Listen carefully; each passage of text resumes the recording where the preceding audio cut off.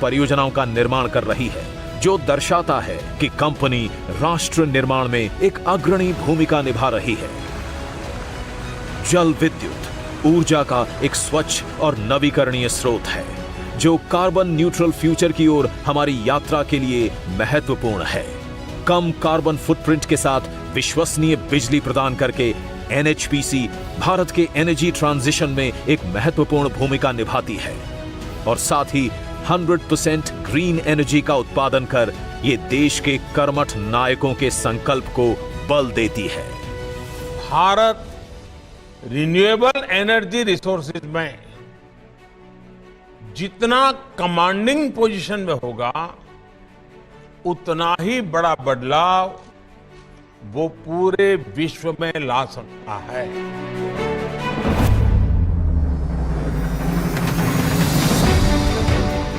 लेकिन एनएचपीसी का योगदान केवल विद्युत उत्पादन तक सीमित नहीं है।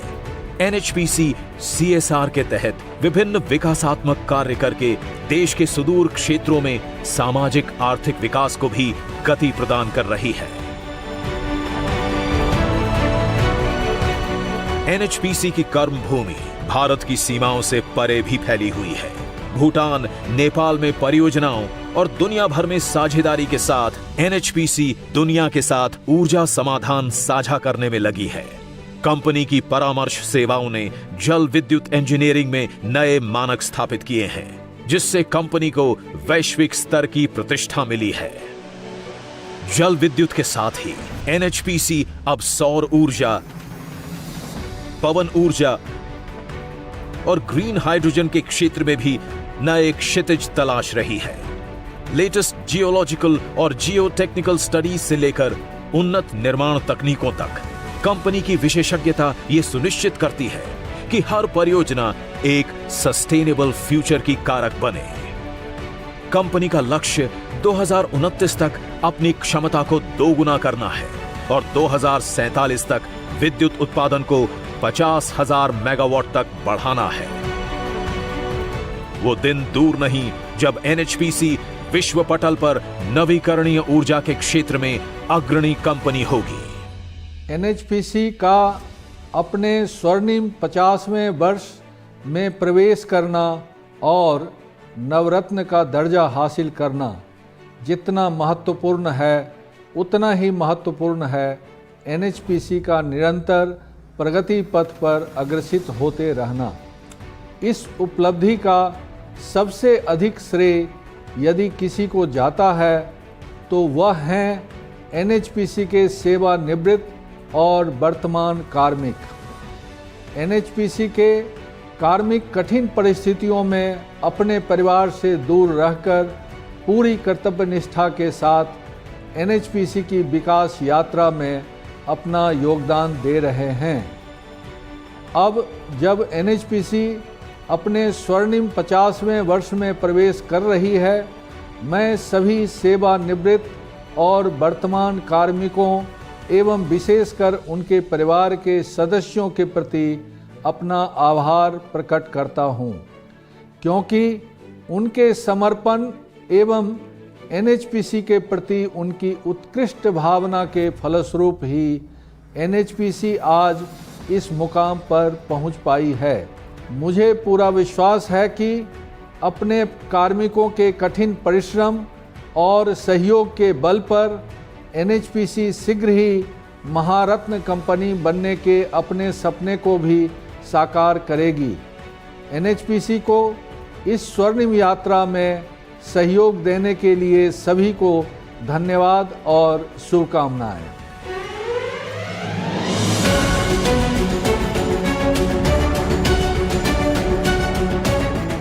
एनएचपीसी अपने स्वर्ण जयंती वर्ष में प्रवेश कर चुकी है। एनएचपीसी के समर्पण और अटूट प्रतिबद्धता ने कंपनी को आज उस मुकाम पर पहुंचाया है जहां वो राष्ट्रीय गौरव का चिन्ह, स्थिरता का प्रतीक और सपनों की संरक्षक बनकर उभरी है। एनएचपीसी केवल एक विद्युत कंपनी नहीं, एक राष्ट्र निर्माता है। एनएचपीसी निरंतर आगे बढ़ रही है, वर्तमान को शक्ति दे रही है और भारत के भविष्य को अविरल ऊर्जा।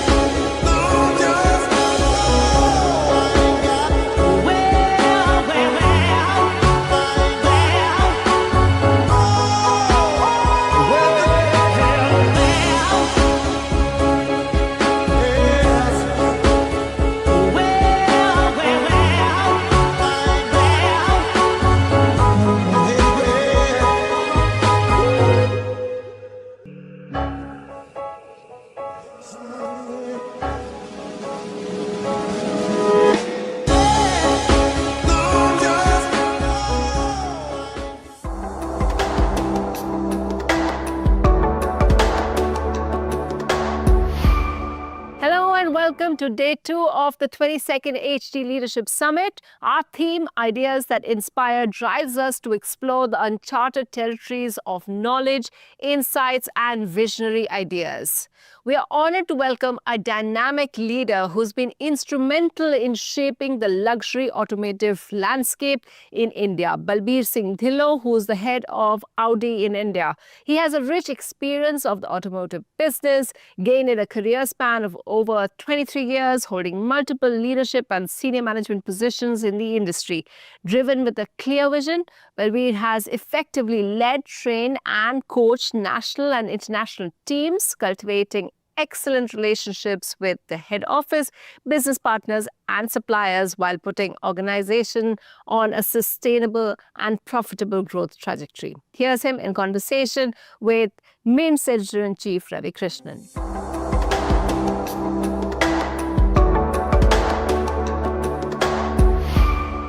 Welcome to the 22nd edition of the Hindustan Times Leadership Summit. We have with us here today Balbir Dhillon, who heads Audi in India. And we are going to talk about the future of electric vehicles in India. Welcome, Balbir. Thanks for talking to us at the HT Leadership Summit. Ravi, thank you very much for having me. And congratulations on this Summit, 22nd Summit. I think you're also celebrating 100 years of HT. So really, really happy to be part of this journey. I mean, I've been an avid reader all this while, and I hope to continue the same. So let me start by asking you about a broad question about the future of EV. Recently, we have seen that, there has been a slowdown in EV sales, not only globally, but also a little bit in India. How do you see the way forward for the industry? Just keep in mind that, we are in the very beginning of electric mobility. It's not that we've covered a lot of years. It's been a few years that the industry has taken this leap jump into the new segment, in the new technology.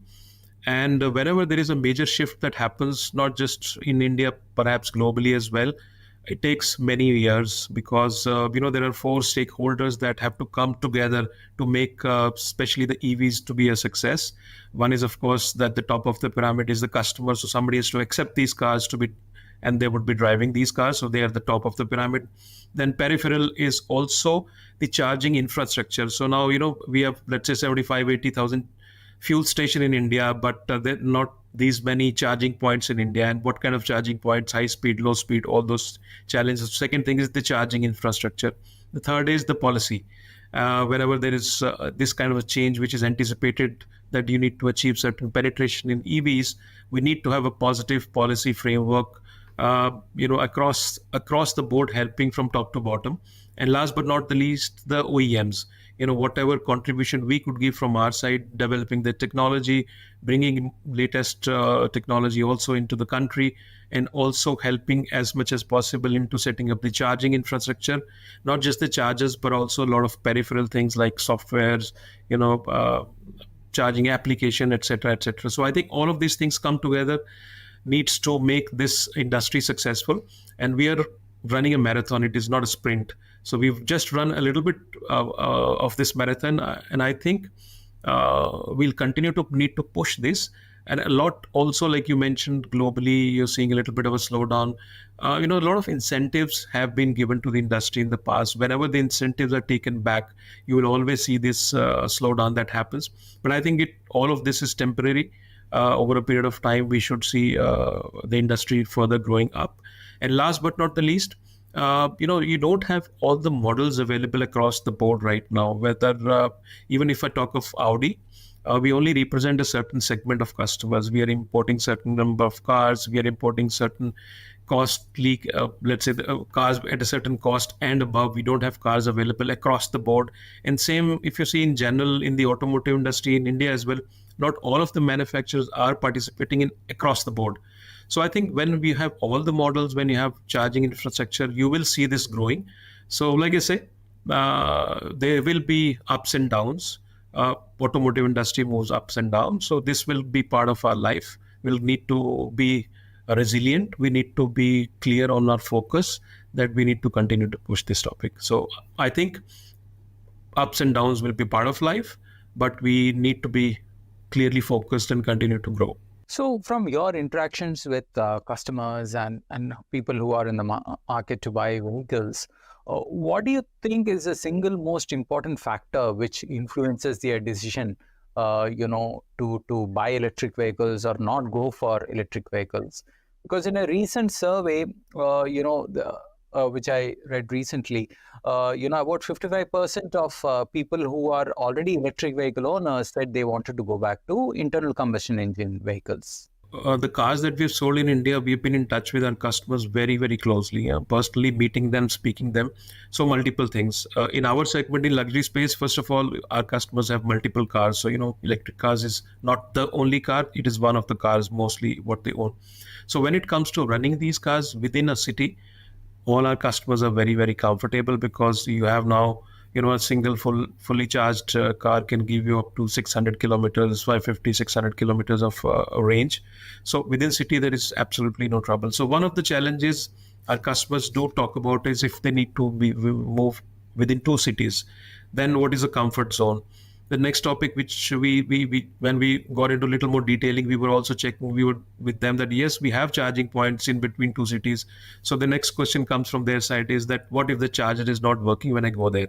These are the kind of nuances, these are the kind of questions, resale value of these cars, all of these are the topics which, because these are products which are just, let's say, 2 to 3 years old, the resale values are not yet established. There are always questions in customers' mind. Will I lose more value? So all of these kind of questions remain in a customer's mind. And this is our duty. This is what we do on a daily basis. We try to find answers to these questions. And we've, when we launched the car, we had certain products which we had launched along with the car, some software, my Audi application. We have also evolved over the last 2-3 years of time basis our customers' feedback. So I think these are some of the challenges. Charging infrastructure is one for sure. And resale value is another topic for sure. I probably would beg to differ because most of our customers that we speak to have not talked to us to this percentage which you mentioned, that half of the customer want to go back to ICE. So I don't think so that be the case, but this could be different for different segment of customers. Maybe, like I said, our customers own more than one car, so for them owning a car is an electric car has been really pleasure so far. Right. So you have been setting up an open charging infrastructure in different regions of the country. What kind of challenges are you facing in setting up this charging infrastructure? Well, first and foremost is the geography of the country. So you can understand we are a very large geography. We have set up 140 charging points. Most of this is at our dealerships or our group brand dealerships. We've also set up ultra fast charging station in BKC in Mumbai. So, there will always be a limitation for us that we at the end of the day are not a charging infrastructure company. So physical charging infrastructure will always remain a limitation, though we're trying as much as we can to be part of this journey. What we've done otherwise is for all our customers, we have created a My Audi application, which is a charging hub where a customer can define their journey where they're going from A to B, and they'll be guided on their journey to the close by charging points. We have 1,000+ chargers on that app, to the extent that customers know if a particular charger is working or not working. So there is a live feed that comes into this application. So this is our journey that we have had. We have set up, let's say, over 10 special repair workshop for the batteries, because we need to set up at our workshops and leadership. So our investments is not just into charging infrastructure, also to maintain these cars. We have hundreds of technicians who have been trained on this because of the longevity of the product. Any car that we sell, we need to service that car for 10-15 years. So we are all preparing ourselves for all of this, and this takes time. Battery disposal, all of these tie-ups for battery disposals. So these are all the background activities that continue to be part of our challenges. I would say not challenges. Let's talk of opportunities. So this is the background work that we need to do, and this we are doing, and it takes time. I think we've evolved with a lot of learnings that we had from our customers, and we hope that in the coming times we will be able to penetrate more than what we have today so far. How do you see this network of this charging stations which you have set up? How do you see it evolving in the future? Are you planning to get into any partnerships with other entities to expand it? Oh, absolutely. All the ideas are open. In fact, what we have done, wherever we have set up the chargers, we already have partnerships that we have with the charging point operators. So this is always in conjunction with partners who have the full expertise on this topic, because we can contribute to some extent, but we also need, let's say, technical support or infrastructure that needs to be managed. So there are tie-ups that we work closely, and this is how we intend to also grow in the future. How do you see, government policy, both at the center and the state? How do you see it affecting, the future of the EV industry? I mean, what is your assessment? I would say most of the countries where there have been a major success that has been achieved in electric mobility, countries like Norway, Iceland, Sweden, Netherlands, etc., all this has come on the back of very strong support by the government. So this is the basis on which this shift can happen. So our government, we are very happy that the initiatives that have been taken by the central government. The GST is 5% as compared to 48 to 50% otherwise for the ICE cars in the luxury space that we are in. Otherwise, the government is also helping in making the charging infrastructure better. Apart from the state, some of the state governments also have lesser registration costs. So I think all of this is helping us. Well, if you say, is it enough? The answer will always be, we can always get better. We can always get some more support. Because when we sell cars in India, part of these cars are being sold if we import them fully, and let's say 90% of otherwise the cars that we sell in India are mostly assembled in India. So there is always that gap. If we import, the import duties are very high. So wherever there is a possibility for the government to help us, at least 5, 7, 10 years till the time there's a certain percentage of penetration is achieved, I think that needs to be continued. I think what we expect from the government is a stable policy where we can plan for 3 to 5 to 10 years ahead of us. And that's how we work. So I think in general, we are very positive because there is a focus, very clear focus. Every communication that you hear from the government, from the ministries is clearly on the electrification. So that to that extent, we are very happy. We just need consistency, and I'm very hopeful that this will continue and we will achieve more penetration in the times to come. Is there any particular policy tweak that you think is needed, especially for the luxury EV segment? I think most importantly for me, I would still say that if wherever the state governments have given some concession of registration of EVs, that continues for the coming years, because we've also seen that in some of the states it's been withdrawn. So suddenly when these kind of incentives are withdrawn, you see customers shying away from buying the vehicles. I think the most important topic still would be if there is a way that the government can help to improve the high-speed charging infrastructure across the country. And also if there is a possibility to bring one app where all the charging point operators can bring their charging stations on one single app for ease of operations, where the payment gateway is available, just like UPI is a common factor where you can pay to anybody today. Similarly, if there is a charging app that could be developed centrally, I think everybody could join the same app, and this could help improve that mindset of our customers, where they feel I don't know where to go and charge.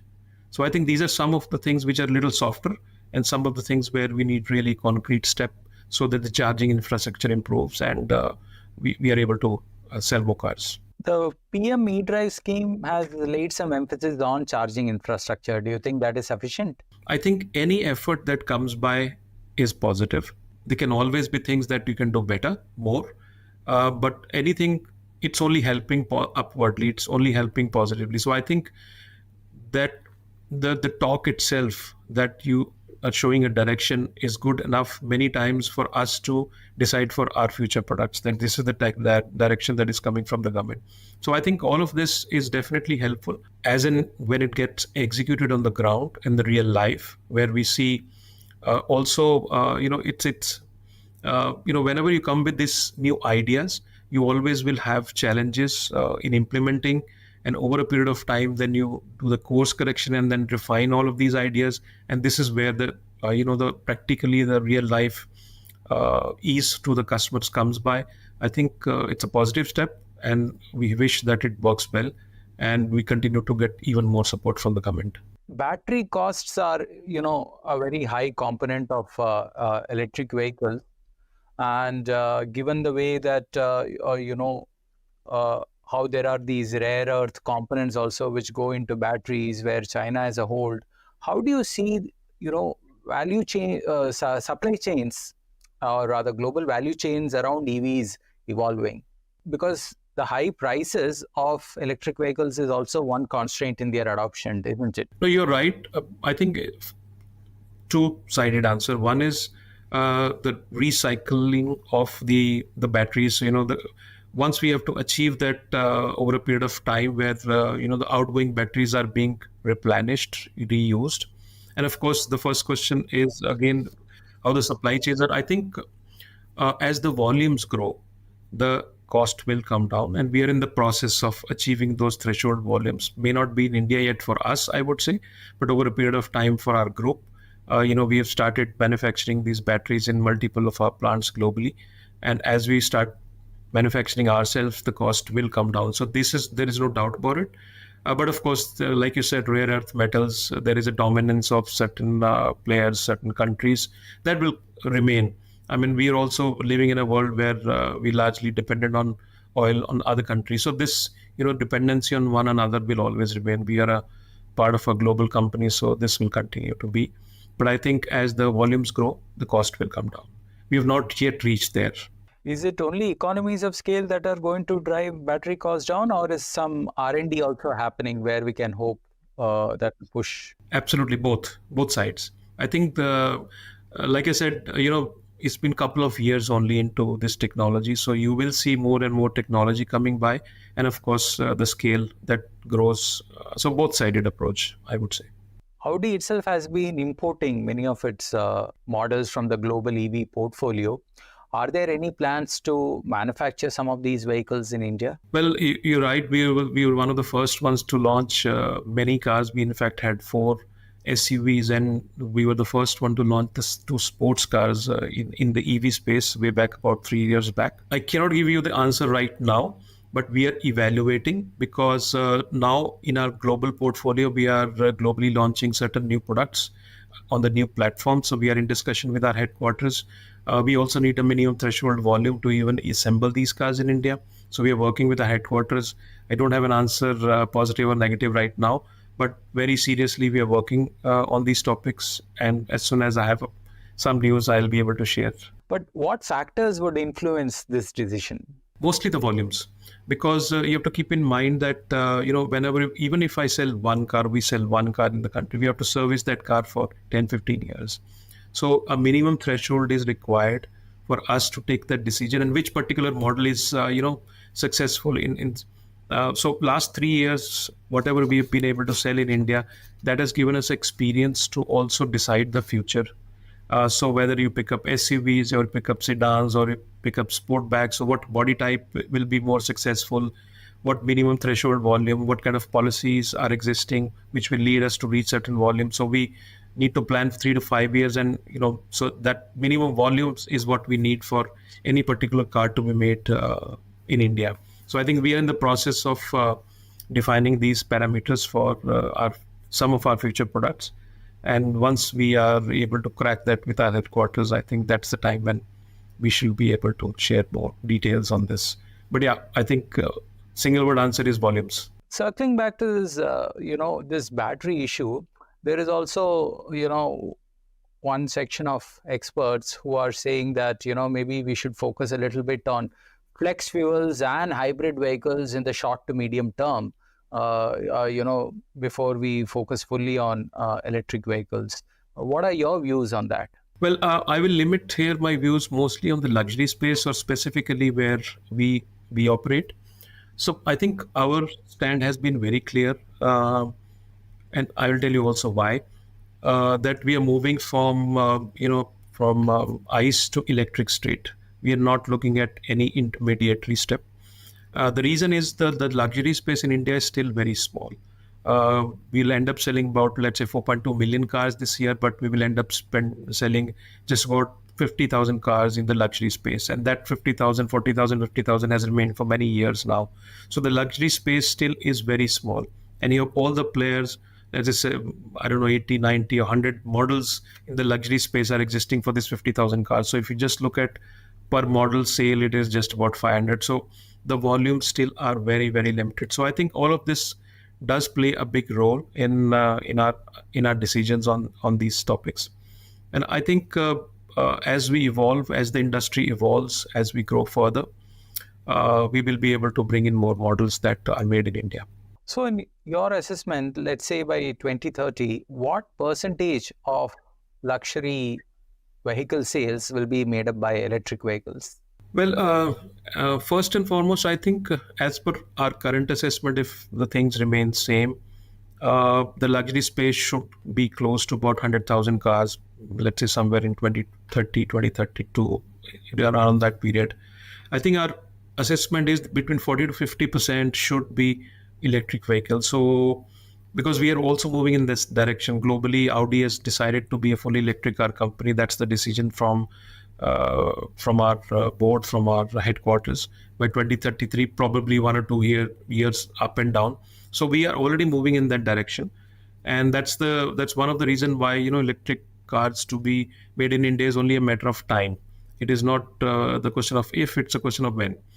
So I think in terms of penetration, luxury space could achieve this kind of penetration in next 8 to 10 years time. And what about the overall market? The government is aiming for 30% EV penetration by 2030. Do you think that is optimistic or realistic? I think a little optimistic, but let me also put a caveat that if we are able to develop the charging infrastructure properly, and if we are able to give that convenience to our customers, it's very much possible. But this is something which needs to be taken on very high priority, and needs to be worked upon by all the stakeholders together, and able to offer this to our customers. And I think it's possible, but a bit challenging. I mean, in those examples you gave of countries which have like very high EV penetration, like Iceland and Norway, how does the charging infrastructure, I mean, who ultimately took responsibility? Is it the government's responsibility? Is it the OEM's responsibility? Or should, how did it come up? What model should India, look to implement there? So one of the thing is that geographically, those countries are not as big as India. So that is one thing which we have to keep in mind. But also, you have to keep in mind that this development of these countries have been a common, the joint effort. The government's direction was very clear. So there were very strong incentives, not just to the cars buyers, but to the manufacturers as well as to the charging infrastructure companies. So most of the OEMs, they tied up with all these charging infrastructure companies and set up their charging network. So that is, I think, that is a mantra of success. Consistent policies with strong support to everybody, customers, OEMs, and charging infra companies. I think combination of all of this made these countries have the kind of penetration they have. I think if I'm not wrong, Norway has touched almost 80% now.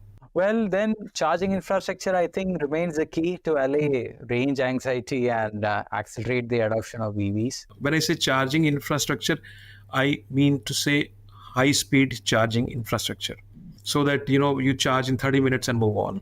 It's not that you need to stand there for 3 hours, 4 hours. So high speed, 120 kilowatts, 150 kilowatts. That's what we need, especially on the highways.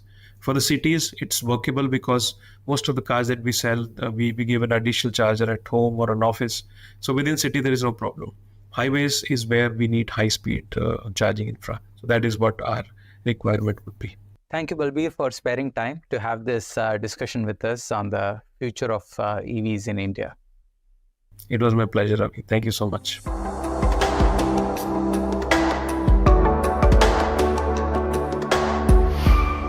Next up, we are thrilled to welcome one of the foremost minds in the fields of computer science, privacy, and artificial intelligence, Professor Arvind Narayanan. He's a professor of computer science at Princeton University and the director of the Center for Information Technology Policy.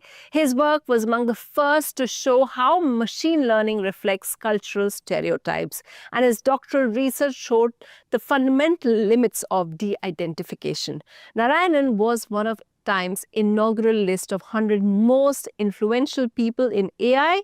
He's a recipient of the Presidential Early Career Award for Scientists and Engineers. So let's hear him in conversation with HT's Vishal Mathur.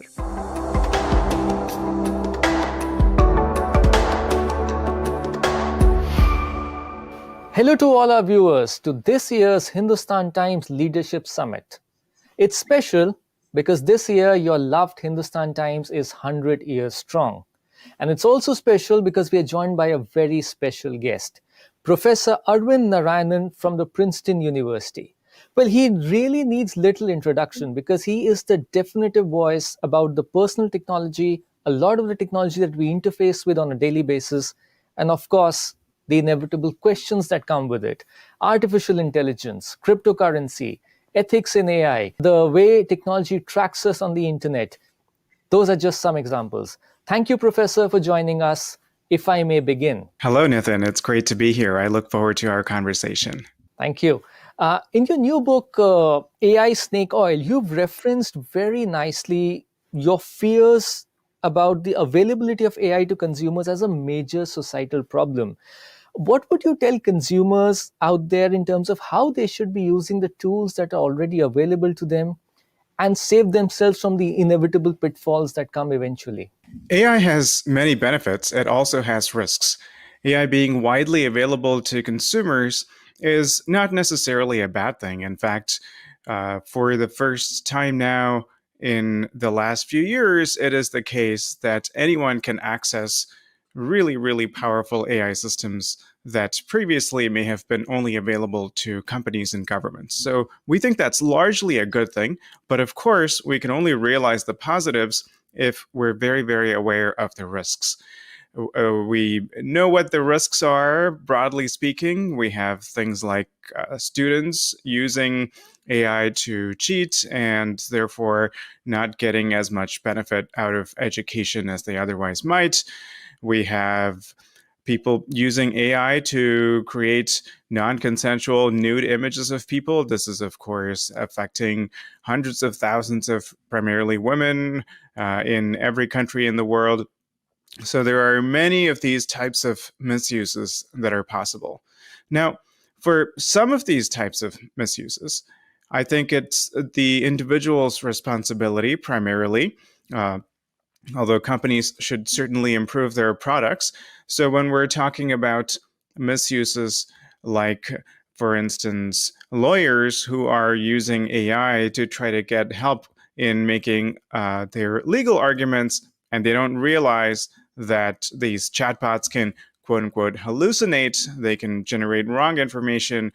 And, there have been many stories of lawyers getting into trouble with judges. I think that's a matter of people needing to be better informed about the limitations of these systems. And the companies developing them need to make more clear what the limitations are. On the other hand, when we look at other risks, like the things we were talking about, the creation of deepfakes, for instance, those should be addressed by regulation. It's not a matter of saying everybody should use these tools responsibly. There will always be bad actors, and we need regulation to address those. And finally, in the book, we distinguish between generative AI, which is what I've been talking about so far, and predictive AI, which is used to make consequential decisions about people when we apply for a job, when we apply for a loan, or even in the criminal justice system in many countries. And this is a very dubious kind of AI. It's being used to predict who will commit a crime, who will pay back a loan.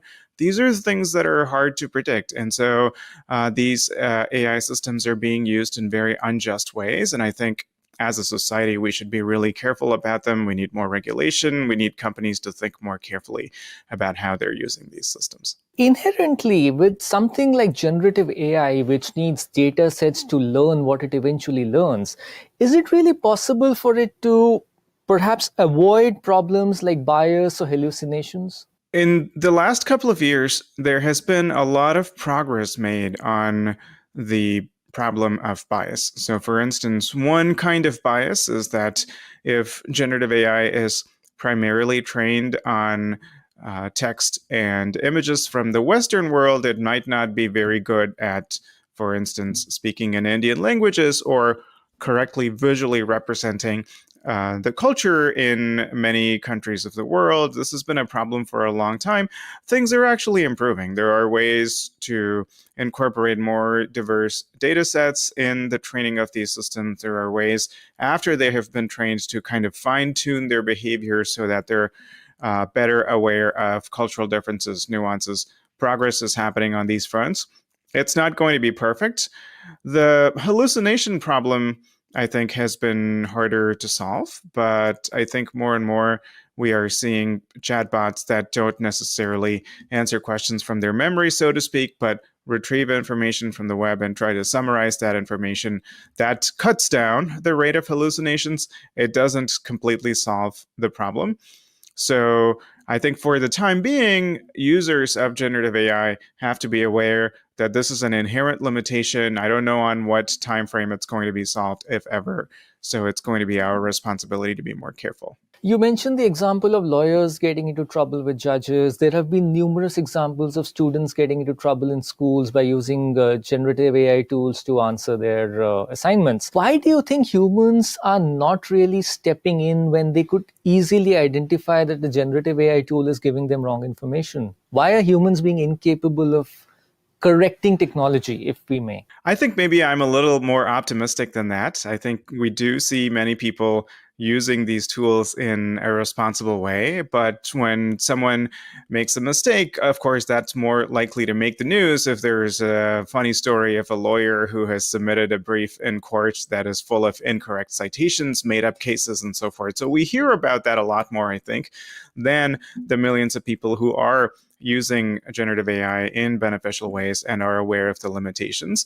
But that said, with any new technology, there is going to be a learning curve. We are still learning to use the internet and social media in a more responsible way. That has taken several decades. And I think for generative AI as well, the learning curve is going to be slow. And we see these new technical systems coming out on a timescale that is perhaps too fast for people to adapt to. And if that accelerates further, I think that's going to be a real problem. And we need to think about digital literacy in a different way. And learning how to better make use of digital systems has to be a bigger part of how we spend our time online. It can't be just a passive matter of taking the path of least resistance. That is going to become more and more problematic. I must ask you, Professor Arvind, is it really possible to regulate AI? And what's your take on how regulation around the world seems to be panning out? I do think it's possible to regulate AI, and to think about that, we should remember that AI is not just one thing. There are many kinds of AI. We have talked about generative AI and predictive AI. There's also the AI that generates our social media feeds, for instance, and has been blamed for many kinds of problems like increasing polarization, enabling people to use social media to sort of fan the flames of sectarian violence, because these AI systems sometimes amplify the most divisive posts that are being shared online. There is the AI behind self-driving cars, for instance. So there are many kinds of AI. And when we think about all of these separately, and we think about regulation separately, I think that becomes a much more tractable problem than just asking, how can we do AI regulation? So when we look at self-driving cars as just as one example, that's already very heavily regulated, right, in many parts of the world. AI used in banking is very heavily regulated because it's not even specific to AI, simply because banking is heavily regulated. High frequency trading is heavily regulated. And so I think the best way to think about AI regulation is not to focus on the AI part, but instead to focus on what are the harms we're concerned about, and to have regulation that mitigates the risk of those harms, whether or not AI is being used. And that is the style of AI regulation that I'm most optimistic about. There's been a lot of conversation recently about artificial general intelligence, which is pretty much the definition says it's going to be smarter than the AI that we already use. Do you think AGI as a technology is ready for the real world, and are we as humans are ready to accept it amongst us? I think AGI is many, many years away, possibly decades away. It's hard to predict exactly what the timeline will be, but we have thought deeply about where AI technology is now and what is required to reach AGI, which to me, I think of it as something like an AI system that's capable of automating most of the tasks that people do in the economy today. And of course, if AGI were built, it would be completely transformative for society and for every country's economy. However, there are just very serious limitations in today's AI systems for which we don't really have good ideas on how to overcome them. It's going to require scientific breakthroughs. It's going to require multiple scientific breakthroughs. Here is just one simple example. When we talk about the generative AI systems behind chatbots, they are trained from text on the web, and then there's a little bit of a post-training step. But after that, when they're chatting with users, there's no learning going on. And this is something that people often have misconceptions about. So it is true that AI companies want our data and they are trying to train AI systems using that data, but that learning is not happening in an ongoing, flexible way, in the way that any person, even a child, can learn as we interact with the world around us. So that's a big difference between current AI and human intelligence. It's kind of static. It happens during this massive training process that goes on in data centers as opposed to in everyday conversations.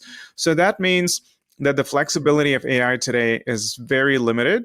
I can list a bunch of other limitations, but we need new technical ideas to overcome these limitations before we get anywhere close to AGI or artificial general intelligence. In a broader perspective, is it worrying that we are so willing to cede control to technology? I think we should be very careful. I think at every stage we should ask what is the right amount of control that we want to cede, if you will, to technology. And when we look at the past, we have had to make those careful decisions in every domain. So in aviation, for instance, right, we have autopilot. Autopilot is a very successful technology, but it's only very successful because we have acknowledged that in normal situations, autopilot can largely do better than human pilots. But we also know that in some exceptional situations, autopilot doesn't have the kind of common sense, flexible thinking that is required to recover from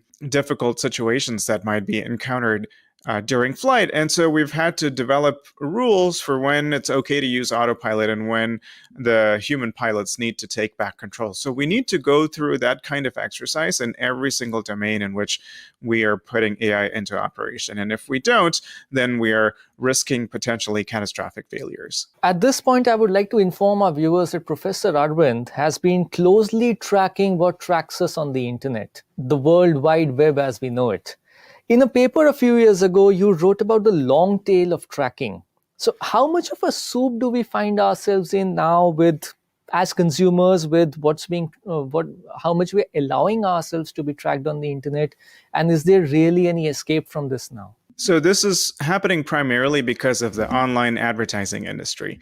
When we use apps on our phone, when we browse websites on our computers, we might think that we're interacting with a particular app or with a particular website, but hidden behind that app or website are sometimes dozens of other companies that are essentially making notes of everything that we do online, and this is being used to tailor ads to us and for various other commercial purposes. Yes, the state of affairs is pretty bad. So we've also looked at, in some other research, we've looked at smart TVs, for instance. So TVs are now essentially becoming just like computers or phones, and so everything we might do on these smart TVs is also being tracked, and then that is being linked to what we do on our mobile phones and other personal devices. However, I think in the last few years, there have actually been some improvements, both improvements in terms of regulation and improvements in terms of technology. So for instance, browsers now have anti-tracking features. Apple, for instance, has an ability to opt out, allow consumers to opt out of app tracking. And I do think we should make use of these features. If we take a few minutes to change our privacy settings, we can make a big difference to the amount, the extent to which we're tracked online. You know, every app that we use has a privacy setting screen. And I like to, maybe just take a few minutes a week when I'm using my apps to go in there and see if all the settings are what I'm comfortable with. So I think we do have a lot of control over the situation, and we should take advantage of that. In fact, you mentioned the measures that Apple has implemented recently, and from my personal experience, I can kind of verify that a lot of social media platforms now don't have that recent information that probably Safari has cordoned off very nicely. They're still relying on much older information that they have for targeted ads.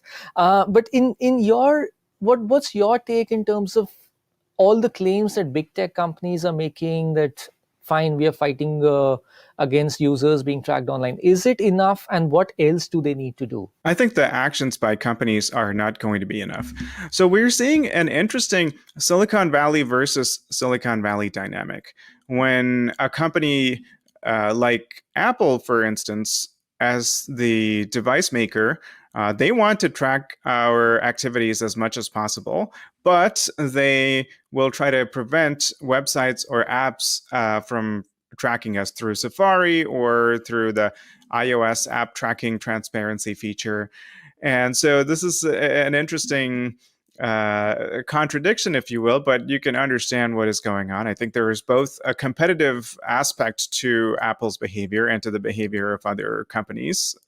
They want to do as much tracking by themselves. They don't want other companies to track as much. But also, I do think it does genuinely improve privacy. That's certainly not going to be enough. We need to keep the pressure up on companies. As individuals, we can take a lot of steps, and I think we should also keep pushing for regulation on this. You spoke about regulation. What sort of regulations would actually be able to counter what we're currently facing? So let's talk about maybe privacy regulation as well as AI regulation a little bit. So one style of regulation is to give individuals more control. I think this is, somewhat valuable. So, for instance, in the European Union, the GDPR does many things, the General Data Protection Regulation, but one of those is to incentivize companies, allow users to opt out of cookies. And in fact, there's EU regulation even before the GDPR that had that effect. So you can see both the advantages and the limitations of that. A lot of consumers, perceive it as an annoyance more than a helpful thing that you have all these cookie pop-ups all the time. So putting control in the hands of individuals is not the end of the story. I think regulations like the GDPR also have other aspects, more systemic aspects, where they require companies to do certain data protection assessments before putting technologies into action. So that's a different style of regulation. And maybe a third style of regulation is just to set some minimum standards for companies and to say, this is the floor. So this type of data should not be collected at all, maybe biometric data, right? So that is a very high risk kind of data. And so that's not a matter of consumers opting out. No company should be able to do this. So those are various different kinds of regulation. I think we are seeing a mix of those all around the world. And when it comes to AI regulation as well as privacy regulation, I think a lot of what is required is just better enforcement.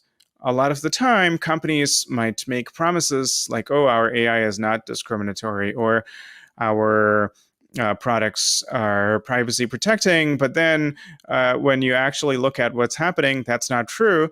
So that's simply, a false claim that the company has made in the market. So I think regulators can enforce truth in advertising law. So that is a way to help the situation that doesn't even necessarily require new regulation. And thank you so much, Professor Arvind, for joining us. Thank you. This has been a great conversation.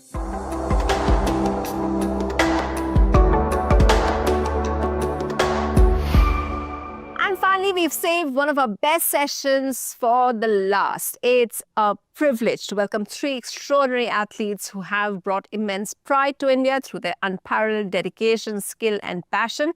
Today, we are honored to have with us PR Sreejesh, Sumit Antil, and Swapnil Kusale, three champions who have excelled on the global stage, inspiring countless Indians with their remarkable journeys and accomplishments. Each of these athletes have shown us what it means to represent India. It's over to HT Sports Editor Ashish Magotra.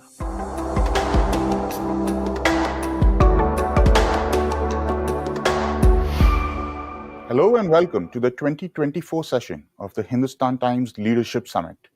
A session that is all the more special because it is the 100th anniversary of Hindustan Times. And on this occasion, we have with us three stalwarts of Indian sport, three athletes who won medals at the Olympics. We start off with PR Sreejesh, a legend in Indian hockey and also the winner of 2 bronze medals, including one at the Paris 2024 Olympics. We also have Sumit Antil with us, 2 back-to-back gold medals in the javelin in the Paralympics. And we also have Swapnil Kusale with us, who broke new ground by winning a medal in the 50-meter 3 positions, one of the toughest events in shooting. Thank you all for being with us. And before I really get into the nitty-gritties of their journey to the top, I will ask PR Sreejesh, how did he come up with that celebration? How do you decide that you're going to climb to the top of the goal and celebrate a medal? How does that go? Thank you very much for having me here, first of all. And that iconic moment, I don't know how I celebrated that because, in Tokyo, what happened is like our third bronze medal match was in the early morning. So after the match, we had enough time to celebrate on the field. And as you know, that it was a COVID time, so there were no spectators, and the stadium was free. Then I thought of, okay, it can be my last tournament, and I just wanted to enjoy my my medal with my way. So I tried to climb on the goalpost once before during a training session, and I succeeded. Then I thought, okay, this is going to be good for me, and that's how I climbed on the goalpost. And I never thought that picture goes so viral. It's it's nowadays it's become a phase for hockey, but that was a fantastic moment for me, and I thought, okay, that's a way I wanted to end up my career. When I sat on that goalpost, I was just feeling like all the emotions, all the journey, it just came in front of my eyes, and I just enjoyed it. So that moment just pushed me to climb on that goalpost. Indeed. And Sreejesh, just talk to me about, how does a boy from, Kerala find so much success on the hockey field? Kerala has always been known for its football, for its athletics. How did you sort of get into hockey? How did that journey sort of begin for you? It's a destiny. That's what I call always, because Kerala, as you mentioned, Kerala is quite familiar for football, athletics, and even volleyball. But my journey started from GV Raja Sports School, where I joined as an athlete. So I used to be a shot putter during that time. I was fatty, I was short. Then when it comes to the competitive sports, I was not a perfect sports person, just a 12-year-old kid who just took his baby steps into sports, joined a sports school. Then it was not a place where I feel like comfortable. Kids always wanted to be in a comfort zone. Athletics is a place where every second day there used to be a new champion. And when I found that, okay, I doesn't have any future in athletics, I tried to fix into some other place. I tried football, I tried volleyball, I tried basketball. Then I at last I ended up in hockey. And the reason behind hockey is like a grace mark. In Kerala, if you represented your state in a nationals, you will get 60 marks in the board exam. So that was my first motto to get into hockey. Then again, there is another question mark: is why goalkeeping? Goalkeeping is because I was, as I mentioned, I was fatty, I was short. Then I thought, I'm a person doesn't like to run a lot, and I'm a person who doesn't want to work hard. So that's how I ended up in goalkeeping, and the rest, that how become. And it's become like a dream journey for me so far. Indeed. Nobody will believe that you don't like to work hard now. We've seen you in the goal, how you're shouting at defenders, how you're totally telling everybody to be on their toes all the time. So I don't think That's a anybody demand. will ever That's a believe demand. that you don't like to work hard.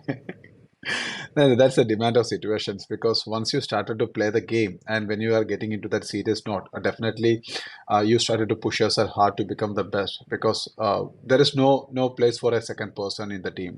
Goalkeepers are like there used to be two goalkeepers, but in Olympics there is only one spot for the goalkeeper, irrespective of your age, irrespective of anything. Your performance matters a lot. So for the performance, you need to work harder and harder than anyone else. Right.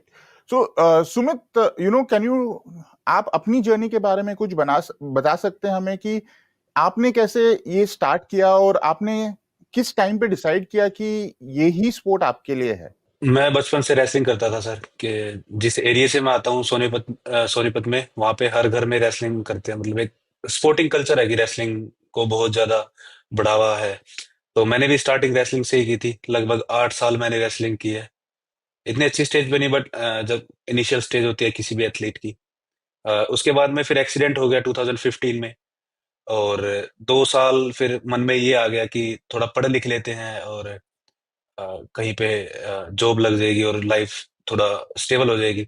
But जल्दी मेरे को समझ में आ गया था कि मैं कर ही नहीं सकता 9 to 5 जॉब, मेरे बस की नहीं है, और मेरे को वापस से स्पोर्ट्स में जाना है। तो एक पैरा एथलीट है हमारे गांव में, राजकुमार हुड्डा भाई साहब, उन्होंने मेरे को बताया कि ऐसे ऐसे पैरा गेम्स होते हैं, और अ, आपने इतने साल लगातार रेसलिंग की है तो उसका फायदा आपको हो सकता है कि वहां पे मिले। तो जब मैं ग्राउंड पे गया पैरा स्पोर्ट्स के बारे में रिसर्च करने, तो जेवलिन एक ऐसा स्पोर्ट्स था सर जो कोई भी इंसान देखता है तो बहुत अच्छा लगता है उसे स्टार्टिंग में करते हुए। और जिस तरह से सीनियर एथलीट्स वहां पे थ्रो कर रहे थे, तो तभी मन में हुआ कि हाँ, यही गेम करना है। और एक अलग सी अटैचमेंट सी फील हुई कि हाँ, जिस तरह से वो ट्रैवल करता है, काफी दूर तक ट्रैवल करता है, तो काफी अच्छा लगता है। तो थोड़ा फैसिनेटिंग सा होता है कि मैं भी इतनी दूर फेंकूंगा, और वो जो फील होती है जब ज्यादा डिस्टेंस ट्रैवल करता है, तो वो एक अट्रैक्ट की थी उस टाइम पे जब सीनियर्स थ्रो कर रहे थे। तो ऐसे ही जेवलिन में घुस गए कि मेरे को यही स्पोर्ट्स करना है। और बट बाद में पता चला कि ऐसे ही ट्रैवल नहीं करती, बहुत ज्यादा टेक्निक, बहुत ज्यादा मेहनत लगती है इसके पीछे। तो ऐसे ही जेवलिन की स्टार्ट हुई थी सर मेरे कैरियर में। मगर वैसे आपको ज्यादा टाइम नहीं लगा ये मास्टर करने में, अगर देखा जाए तो टोक्यो में तो रिकॉर्ड के बाद, वर्ल्ड रिकॉर्ड के बाद रिकॉर्ड टूट रहा था हर थ्रो में। बिल्कुल सर, जैसे सभी को ये लगता है कि बहुत कम टाइम लगा है, बट जो 8 साल मैंने रेसलिंग की थी, जो हर एक एथलीट की इनिशियल स्टेज होती है किसी भी गेम में, आई थिंक उसका बहुत ज्यादा फायदा मिला है। क्योंकि एक एज एन एलाइट एथलीट की स्ट्रेंथ और जो खासियत बोल सकते हैं कि जो एलाइट एथलीट्स की, वो थोड़ी थोड़ी मेरे में आने लग गई थी रेसलिंग करते करते। तो जिस तरह से मैं जेवलिन पे शिफ्ट हुआ, तो जो स्ट्रेंथ थी, जो मसल्स में मास्टरी थी, वो कहीं ना कहीं मेरे को काफी काम आई। और सोच भी बोल सकते हैं कि जैसे शुरू में ही वर्ल्ड रिकॉर्ड की सोची थी कि हाँ, एक दिन वर्ल्ड रिकॉर्ड ब्रेक करना है, तो टारगेट वही था। उससे जो नीचे की स्टेजेस थी उन पे कभी ध्यान ही नहीं गया सर। तो स्वप्निल, आपकी भी सोच ऐसे ही थी? आपने भी जब शूटिंग में डिसाइड किया कि मैंने 50 मीटर 3 पोजीशन करना है, क्या आपने भी सोचा था कि एक दिन जाके मुझे मेडल जीतना है, या पहले आपने सोचा था बस पार्ट लेके देखते हैं, how will it go, let's have a look? जैसे कि शूटिंग स्टार्ट हुआ 2009 से, बट उसके बाद जैसे कि शूटिंग एक पैशन करके था मेरे लिए, कोई ऐसा नहीं था कि शूटिंग करना ही है आगे जाके, बट अच्छा लग रहा था इसलिए स्टार्ट किया था। लेकिन बाद में जाके पता चला कि शूटिंग या कुछ स्पोर्ट्स में ओलंपिक लेवल का मेडल लेना एक बड़ी बात होती है। तो उसके बाद फिर उसमें इंटरेस्ट ज़्यादा बढ़ने लगा, and then I started professional अच्छे से उसमें और ज़्यादा अच्छा करने के लिए। तो स्वप्निल, आपने लाइक 50 मीटर थ्री पोजीशन क्यों चुना? क्योंकि अगर आप महाराष्ट्र के भी शूटर्स देखें, पहले तो काफी 10 मीटर एयर राइफल में सक्सेस पाया गया था, पिस्टल में था success, but 50 metre three position India के लिए काफी टफ इवेंट रहा है और ज्यादा मेडल नहीं आए उसमें। तो ऐसा है कि 50 मीटर में बहुत सारे चैलेंजेस हैं और थोड़ा सा टफ होता है अलग से पिस्टल या राइफल से, थोड़ा सा एयर राइफल के कंपेयर टू करने से, कि उसमें चैलेंज ऐसे होते हैं कि विंड चैलेंज होता है या वेदर का होता है, लाइट चैलेंजेस, और जहाँ पे प्रेजेंट होता है हमारा ओपन होता है पूरा शूटिंग रेंज पूरा, तो बहुत सारे चैलेंजेस होती है, तो सीखने के लिए बहुत कुछ मिलता है उसमें से। तो इसके लिए वो काफ़ी बढ़िया लगने लगा था 50 मीटर रेंज, और उसमें जो बुलेट्स होती है वो ओरिजिनल होती है बेसिकली। सो वो भी और अच्छा थोड़ा सा लगता है कि जब हम रियल बुलेट्स यूज़ करते तभी, तो उसमें ज़्यादा फोकस होने लगा था और ज़्यादा ही उसमें इंटरेस्ट पड़ने लगा था। I'm just going to move to Sreejesh now. Sreejesh, one of the things that, I've always wanted to ask you, you've been in Indian hockey for such a long period. At the start, Indian hockey wasn't in a good place. We were struggling to even get into the Olympics. Our world ranking wasn't great. We weren't on par with, European teams. What was the feeling that you had then, and how has it sort of changed over the years? So when you look into the history, we had a rich history when we used to play on the grass ground. And later when the Europeans introduced the AstroTurf, that's the time in the downfall of Indian hockey started. It's not because we didn't have good players. It's because of the surface was really tough to, adjust, and lack of fields in India because it's too expensive for us to, maintain. And that was the way. That's why it becomes really tough for us to come into the top. And second thing is like exposure, European exposure or any other international exposure. Before the initial time of 2000, 2010, we never got that kind of, foreign exposure. So that was the second reason why we were not in top levels. But the best part I should say is that when the Europeans introduced this AstroTurf, they brought up a lot of techniques. It's more about physicality, it's more about technique, it's about tactics. It's not about the skill. The game is not anymore with the skill. It's changed. The entire game's changed a lot. And the changes happens after when we got our first European coach, Jose Brasa. He joined us in 2008. After that, he introduced us into the European style of hockey, how we need to play. On a different kind, new method, latest technology.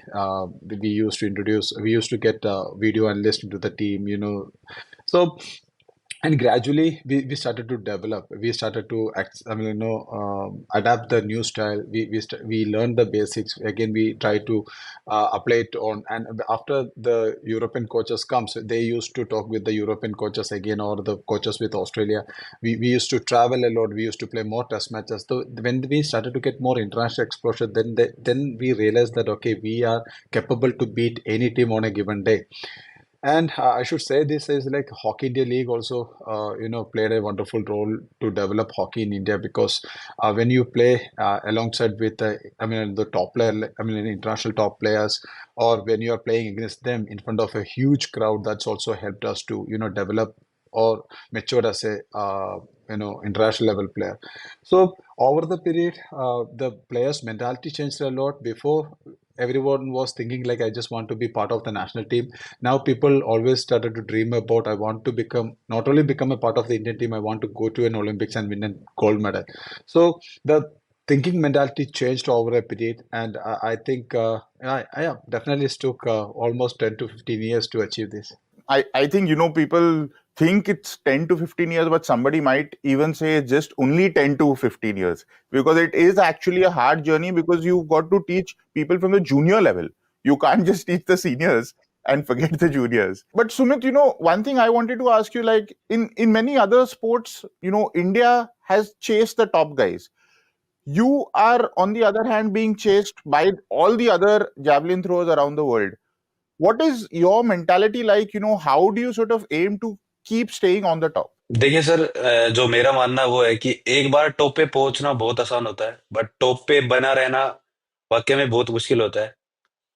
हर चीज आपको एहसास दिलाती है कि आपको top पे बने रहना है। हर चीज आपको एक रिस्पॉन्सिबिलिटी फील करवाती है, चाहे वो आपके बारे में आर्टिकल्स पढ़ लो या जिस तरह से लोग मतलब आपके आसपास सराउंडिंग्स बातें करती हैं, वो कह लो। तो उसके लिए आपको आई थिंक एज अ जब हम ग्राउंड पे होते हैं तो इस तरह से तैयारी करते हैं कि हम कुछ भी नहीं है, मतलब अभी हमें बहुत कुछ अचीव करना है। बट जब मैं अपनी पर्सनली बता रहा हूँ, जब मैं ग्राउंड पे उतरता हूँ तो फिर आई जस्ट फील कि मैं सबसे बेस्ट एथलीट हूँ और I just want to compete with myself, और आज मेरा दिन है। बट ये फीलिंग ग्राउंड पे कभी नहीं आती जब मैं ग्राउंड पे ट्रेनिंग कर रहा होता हूँ, जब मैं सबसे फील कर रहा हूँ कि अभी मेरे को बहुत ऊपर जाना है। तो ये डिपेंड करता है सर मेंटेलिटी पे, कि एथलीट की किस टाइप की मेंटेलिटी है, उसकी सराउंडिंग्स कैसी है, पॉजिटिव है, नेगेटिव है। क्योंकि सराउंडिंग्स बहुत इंपॉर्टेंट रोल प्ले करती है। मैंने तो अपनी लाइफ से यही जाना है कि जिस तरह की आपकी सराउंडिंग्स होंगी, आपकी सोच भी वैसी ही हो जाएगी। तो कोशिश करनी चाहिए कि अपनी सराउंडिंग्स को जितना पॉजिटिव रखें। जो मेरी सराउंडिंग्स है वो कभी भी मेरे को as a Olympic champion, Paralympic champion and कभी भी एहसास नहीं दिलाती कि आप वर्ल्ड रिकॉर्ड होल्डर हो। They just treat me like as a normal athlete. तो वो एक ऐसी चीज होती है कि बहुत कम मिलती है देखने को। तो ट्रेनिंग पे वही रहता है कि अभी अपना बेस्ट देना है। जब कुछ भी नहीं था हमारे पास में, जब फैसिलिटीज नहीं थी, तब हमने इतना अच्छा परफॉर्म किया है।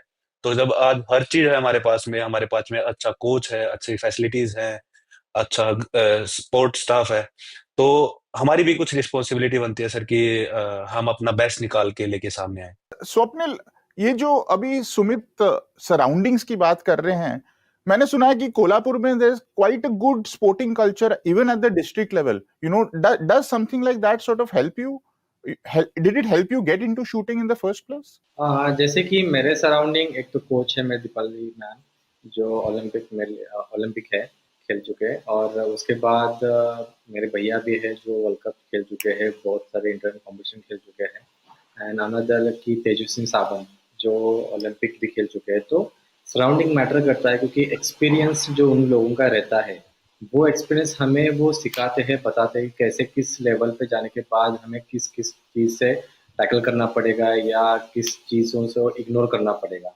तो सराउंडिंग तो मैटर करती है ट्रेनिंग के टाइम पे, और उनका एक्सपीरियंस भी मैटर करता है उस time. There is one question I want to ask everybody, that in India what we essentially have is we have pockets where we are good in certain sports.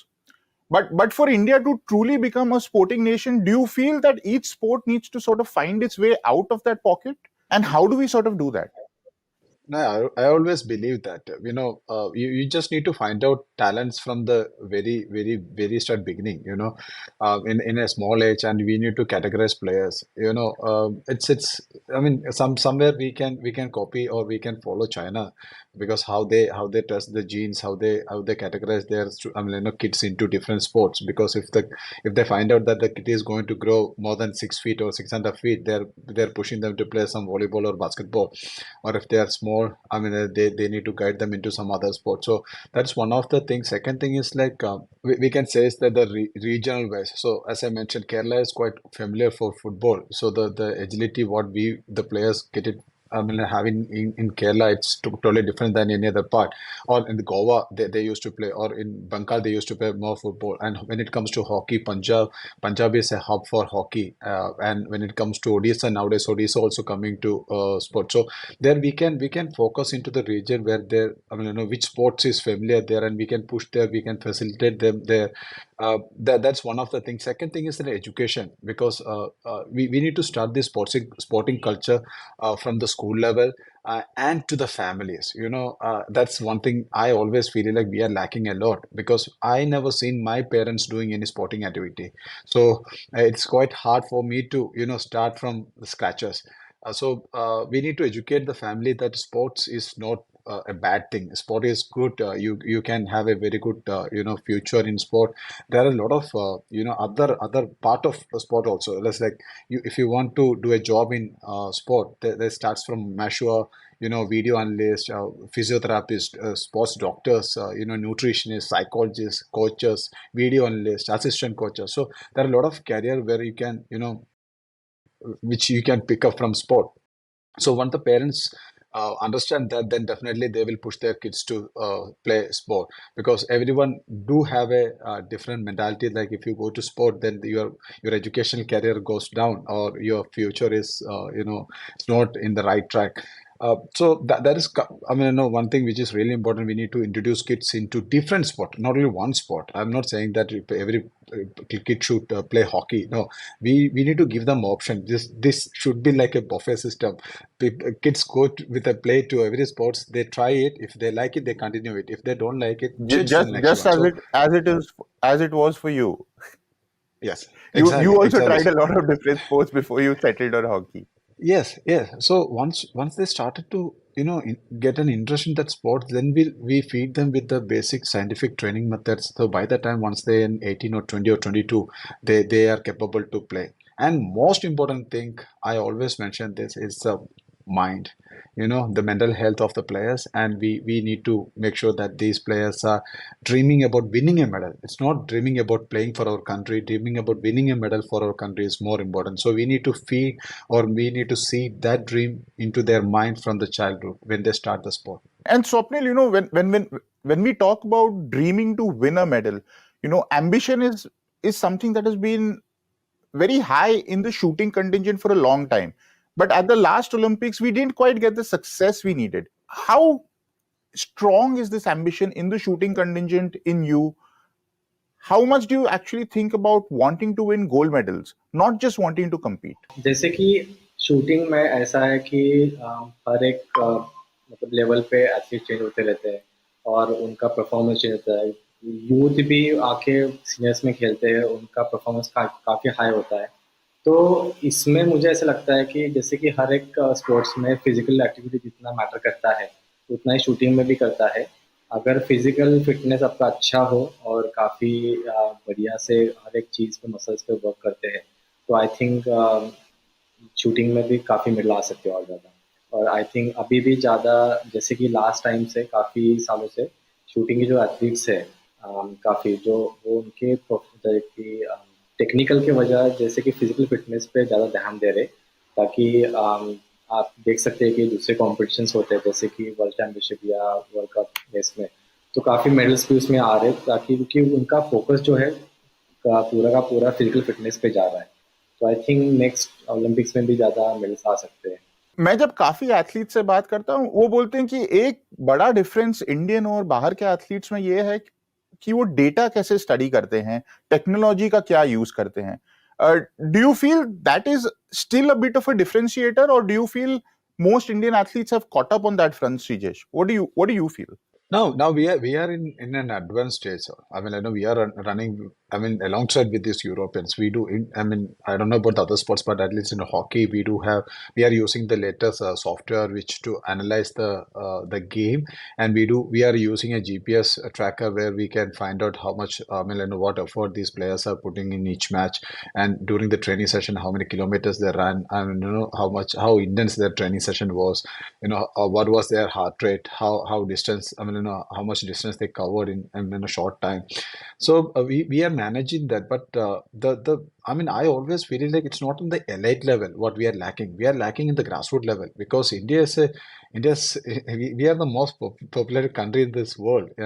Then still we are struggling to find out the talents for the top. That's because our grassroots system is not up to that mark. It's not only the talent, because in every countries the kids under 18 or under 16 are the same. They're fresh, they're just like a fresh clay. You can mold them into any shape. But are we capable, or are we equipped enough with the coaches who can find out them, the talents from the grassroots? That is really important. So in the top level, in the senior Indian team, wherever you go, in the tops or the side, the Olympics podium scheme, everything, that's all are well equipped. People can go abroad, they can train. But when it comes to the grassroots level, from where we need to find out the real talent for the future, we are lacking there. So we need to give more attention to there. If you go into any other countries like Australia or Europeans, half of our population people are, getting more medals. Why? Because their grassroots system is really well, and they do have a very well track for a player, for a kid to, go through and reach into the Olympics podium. But Sumit, Sreejesh जिस चीज की बात कर रहे हैं, at one point it is correct, but at the same point you also see कि हमारे जब जूनियर वर्ल्ड चैंपियनशिप्स होते हैं या जूनियर शूटिंग के इवेंट्स होते हैं, हमें बहुत मेडल्स मिलते हैं, बट ये सीनियर लेवल में आपको क्या लगता है क्यों ट्रांसलेट नहीं होते? बिल्कुल सर, जैसे श्रीजेश भाई ने बताया कि जूनियर लेवल पे हर एक कंट्री का जो डाटा स्टैट्स होते हैं, मेडल हम ज्यादा ले पाते हैं as compare to senior level. I think हम जिस तरह से टैलेंट को शेप करते हैं उसके बाद में, तो वो एक बहुत ही मेजर रोल प्ले करता है। अभी जैसे जैसे नई टेक्निक्स, नए नए इक्विपमेंट्स इंडिया में इंट्रोड्यूस हो रहे हैं, तो बढ़ रहे हैं, तो टाइम लगेगा सर उसको बढ़ने में। और जैसे पहले हम स्ट्रगल कर रहे थे कि जैसे मेंटलिटी भी अभी इंक्रीज हो रही है सर। जैसे मैं बात करूं 2010 की, तो एज एन ओलंपियन होना भी एक बहुत ही गर्व की बात होती थी किसी भी एथलीट के लिए। हम भी जैसे स्टेडियम में जाते थे, मैं उस टाइम पे रेसलिंग करता था, तो कोई भी जस्ट जिसने ओलंपिक में compete किया है, तो वो एथलीट भी दिख जाता था, तो हमें वो होता था कि भाई ओलंपियन एथलीट है। बट आज हर एक एथलीट जो भी इतनी बड़ी स्टेज पे compete कर रहा है, वो एक ही मेंटेलिटी के साथ में जाता है कि मेरे को देश के लिए मेडल लेके आना है, और मोस्टली गोल्ड मेडल लेके आना है। तो जैसे जैसे एथलीट्स की मेंटेलिटी ऊपर जा रही है सर, तो हमें उसका रिजल्ट भी देखने को मिल रहा है। बट बहुत सारी चीजें हैं जिन पर हमें वर्क करना है, जो इक्विपमेंट रिलेटेड होगी, कोचेज की ट्रेनिंग रिलेटेड होगी, कि कोचेज को थोड़ा फॉरेन एक्सपोजर मिले, और उनको नई नई टेक्निक्स और नए नए जो तरीके होते हैं परफॉर्मेंस एनहांस करने के, वो उनको सीखने को मिले। तो आई थिंक ये एक वो हो सकता है सर कि जो आने वाले जो ओलंपिक्स एंड पैरालंपिक्स है, उसमें मेडल टैली को ऊपर लेके जाए इंडिया की। स्वप्निल, मैं आपसे एक बात पूछना चाहूंगा कि इस बार हमारे ओलंपिक्स में बहुत सारे फोर्थ प्लेस फिनिशेस आए, तो आपको क्या लगता है that what is the difference between winning a medal and just being a little out of it? Is there something that has to be done at a mental level? Is that what the difference is? Is it a technical thing? Is it how you deal with pressure? What do you feel is the difference between getting a medal and just finishing out of it? Obviously it's because of mindset only, क्योंकि इस level पे जाने के बाद वहाँ पे mindset कैसे रखना है, थोड़ा सा और ज़्यादा कॉन्फिडेंटली खेलना पड़ेगा, ये पहले समझ में आना चाहिए। और आई थिंक बहुत लोगों को वो आ भी गया है कि कैसे उस लेवल पे जाने के बाद खेलना ज़रूरी होता है, माइंडसेट कैसे रखना पड़ता है। नॉट ओनली वहाँ पे फाइनल के टाइम पे ही, लेकिन उसके पहले जैसे कॉम्पिटिशन हम खेलते हैं, क्वालिफिकेशन खेलते हैं, तो वहाँ पे भी माइंडसेट अलग होता है, फाइनल का भी अलग होता है। तो मोस्ट ऑफ द एथलीट्स जो फोर्थ आए हैं, तो I think they have done really good इस टाइम पे, and I think I am sure कि नेक्स्ट टाइम पे और ज्यादा वो मेंटली ज्यादा प्रिपेयर होकर वहां पे परफॉर्म करेंगे। I'm just going to shift into a slightly bigger space, because when we talk about ambition, we obviously talk about what the country also wants to do. And one of the things that India wants to do is they want to try and host the 2036 Olympics. Now, there are two main parts of this dream. One is having the right kind of infrastructure to sustain that dream, to help athletes get there. But the second, even more important part is the athletes themselves. Because you can't host the Olympics without the athletes to win medals.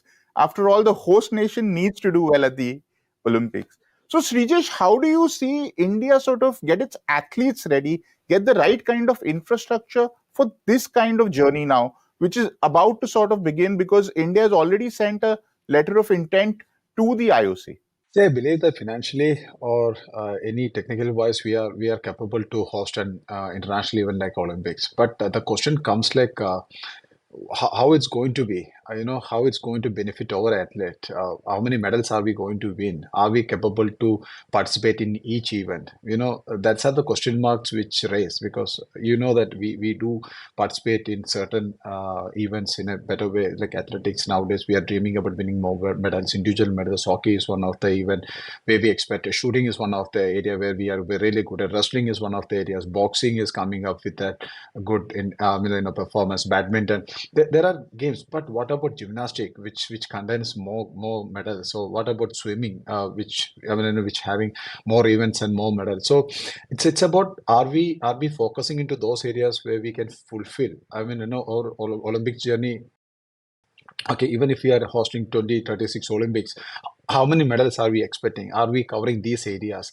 Because hosting a Olympic Games, I think it's really easy for us now, but winning a medal is going to be it's still a tougher task for us. So I believe that we need to think about this aspect before we are just stepping into the hosting the Olympic Games, because even we are hosting an Olympic Games and still we are struggling to get into a double digit, then it's going to be real tough.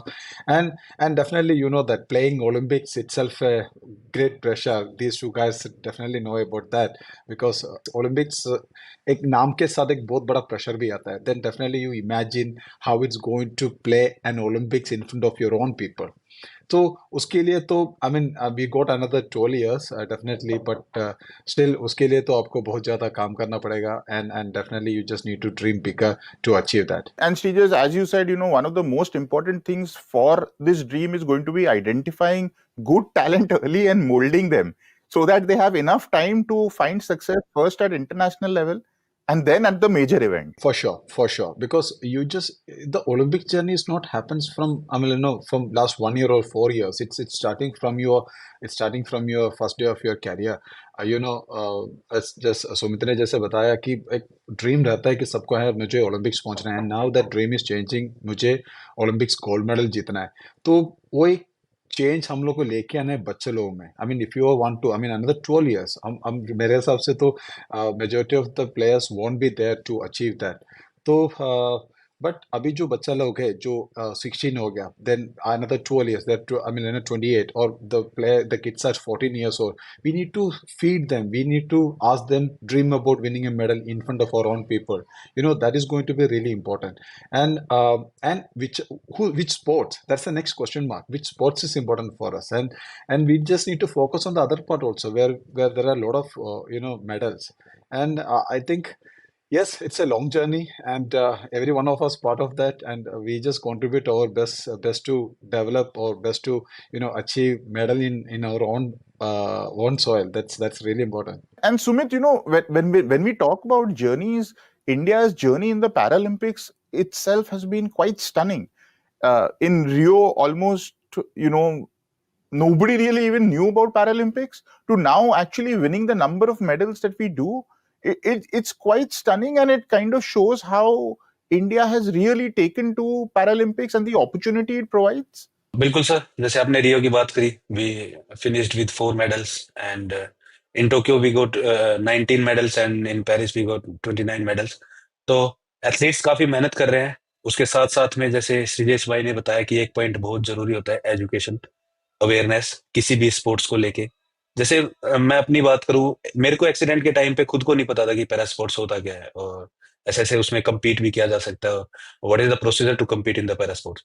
तो main thing वही है sir कि जिस तरह से लोग आजकल educate हो रहे हैं, सोशल मीडिया जिस तरह से वर्क कर रहा है, आप लोग जिस तरह से लोगों में अवेयरनेस बढ़ा रहे हैं, तो आई थिंक ये एक बहुत बड़ा पॉइंट है. और कोशिश कर रहे हैं एथलीट्स की रो टैलेंट को जल्द से जल्द अब बाहर निकाल के उनको जैसे ट्रेन किया जाए, उनको प्रिपेयर किया जाए इतनी बड़ी स्टेज के लिए. तो जिस तरह से हमारी फेडरेशन वर्क कर रही है, जिस तरह से सरकार जैसे आपने देखा होगा पिछले 8 साल में जिस तरह से सरकार ने पैरा स्पोर्ट्स को काफी बढ़ावा दिया है, इवन हमारे पीएम सर ने खुद इतना इंटरेस्ट दिखा रहे हैं.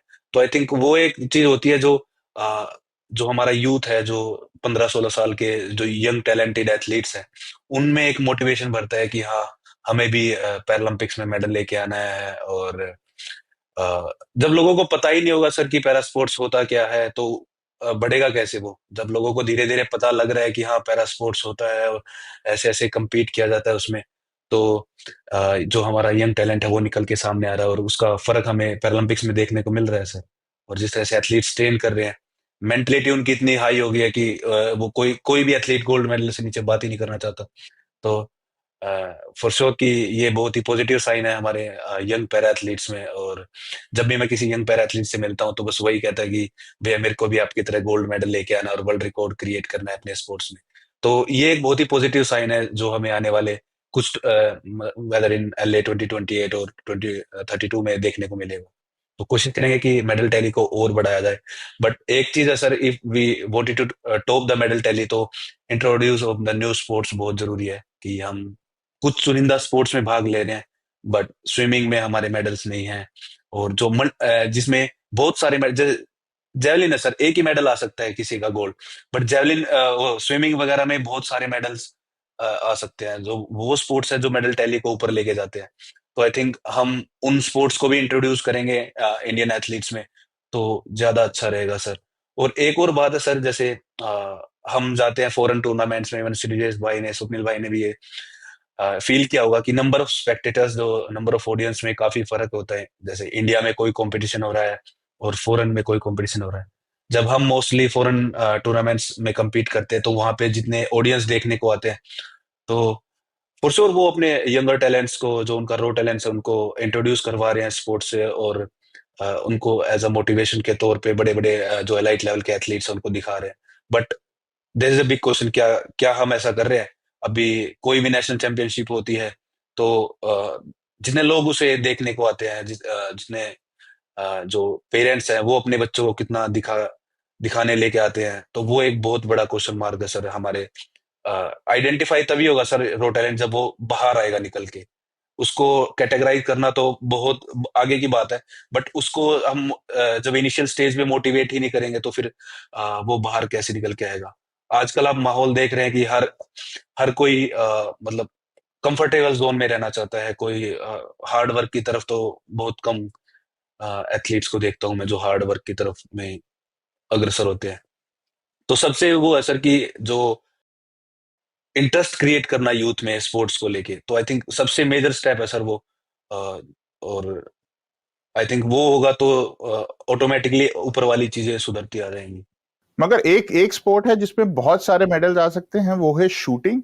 और शूटिंग में आई थिंक टैलेंट की कोई कमी नहीं है स्वप्निल। आई थिंक हर नेशनल्स में the number of participants are increasing and it is very very difficult to get into the Indian team now. या आई थिंक बिकॉज ऐसा हुआ है कि हर एक कंपटीशन नेशनल चैंपियनशिप में ऑलमोस्ट 1000 अबाव इंक्रीज हो रहे हैं, मतलब एवरी ईयर।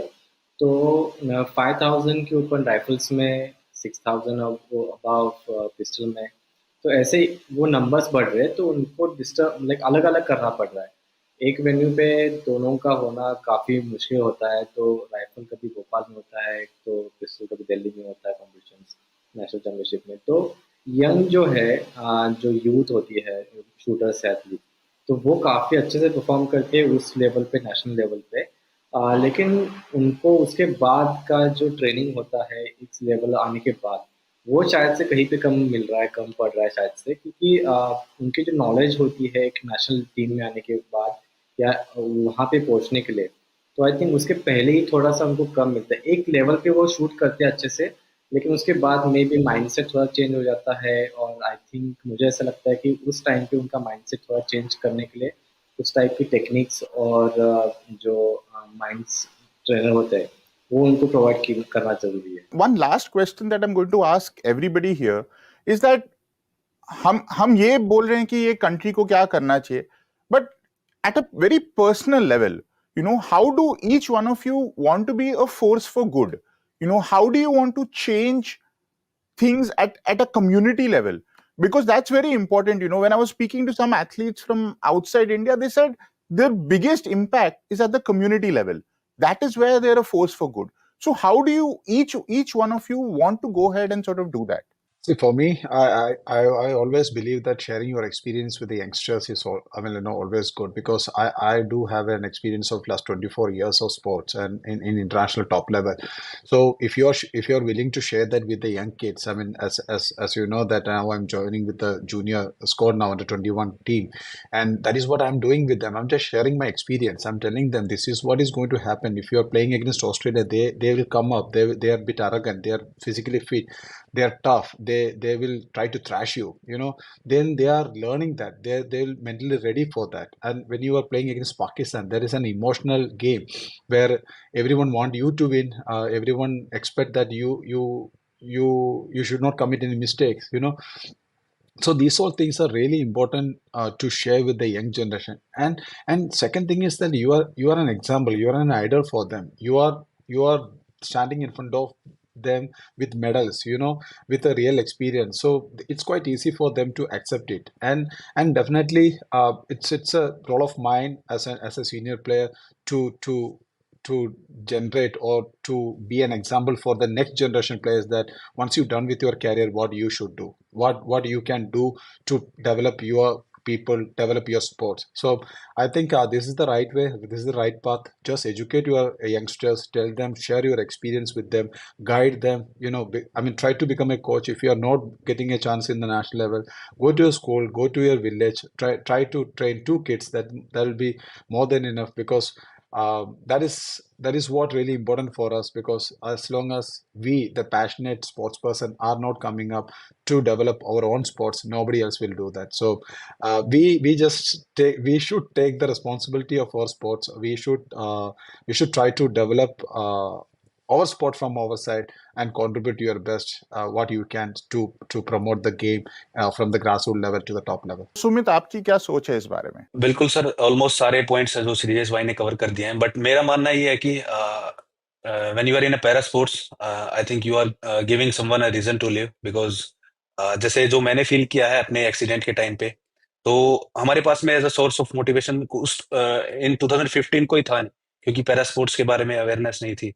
तो मैंने देखा है कि जिस भी इंसान के साथ में बाय चांस ऐसा कुछ हो जाता है एट द यंग एज, तो वो मोस्टली ये समझता है कि मेरी जिंदगी बर्बाद है और मैं क्या ही करूंगा अब। इवन उसकी सराउंडिंग्स जो होती है, उसकी सोसाइटी जहाँ पे वो रहता है, उसमें हर एक पल पे उसको एहसास दिलाया जाता है कि अब तुम किसी काम के नहीं हो और मतलब क्या ही करोगे जिंदगी में, आपकी जिंदगी बर्बाद है।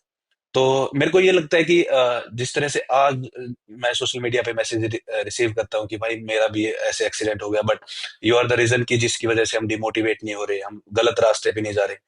मैंने बहुत सारे टैलेंटेड बच्चे जो इनिशियल स्टेज पे बहुत अच्छा खेलते थे या किसी भी स्पोर्ट्स में, उनको देखा है कि बाय चांस उनके साथ में कुछ मिस हैपनिंग हो जाती है, तो वो फिर नशे की तरफ में या ऐसे अपनी जिंदगी को एक तरह से बर्बाद कर लेते हैं।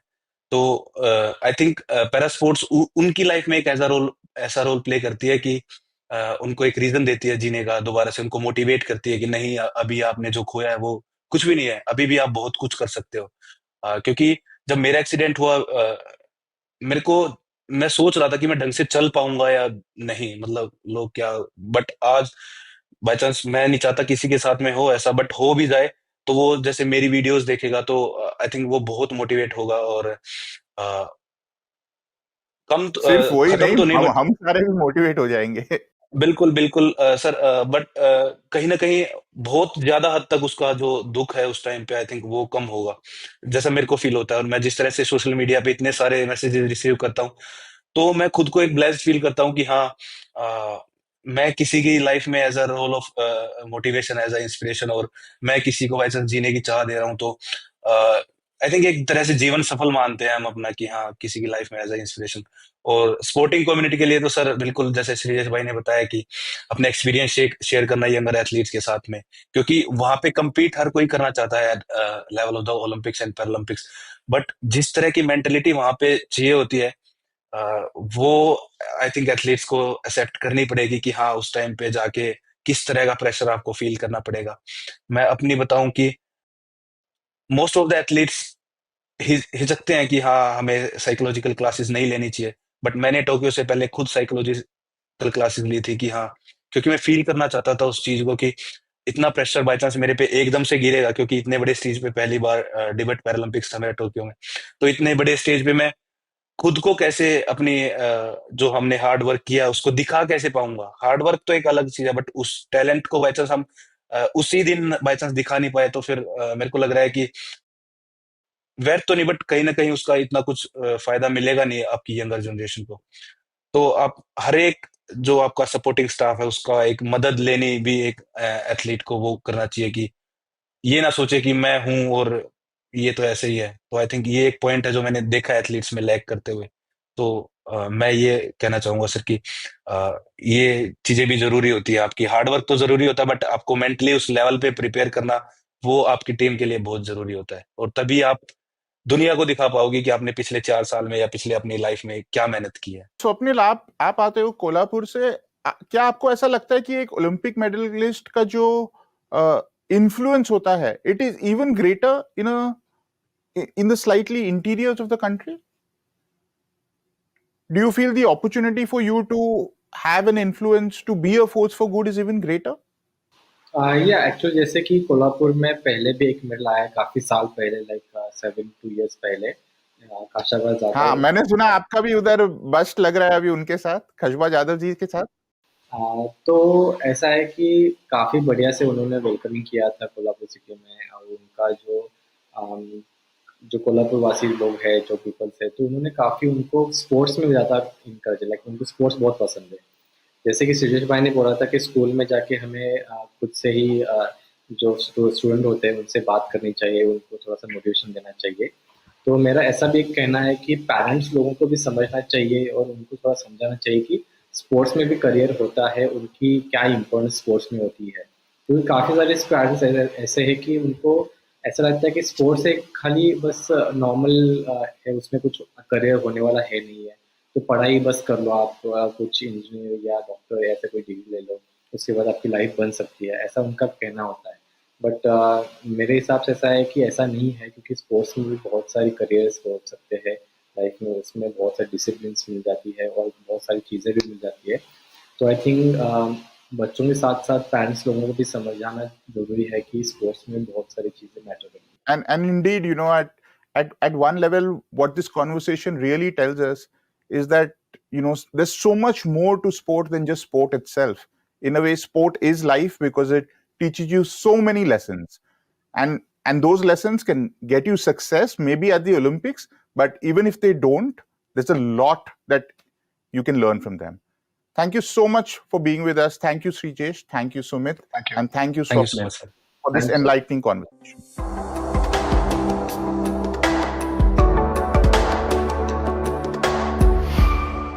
And that's it for our virtual sessions. Don't forget that On the Ground session will also be telecast live on all of HT's platforms, our website and our YouTube channel. So join us then, and do of course write into us. You can also interact and send your feedback, maybe your questions, your observations on Twitter, Instagram, and all the social platforms that you follow as well. Thanks for watching.